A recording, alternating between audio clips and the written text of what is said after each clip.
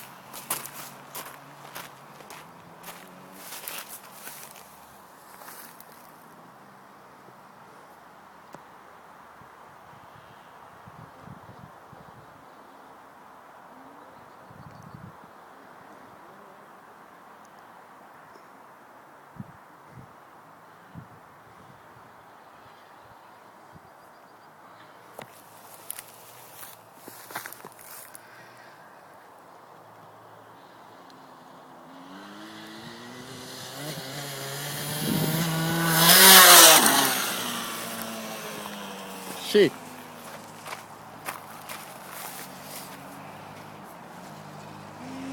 Ta det lugnt!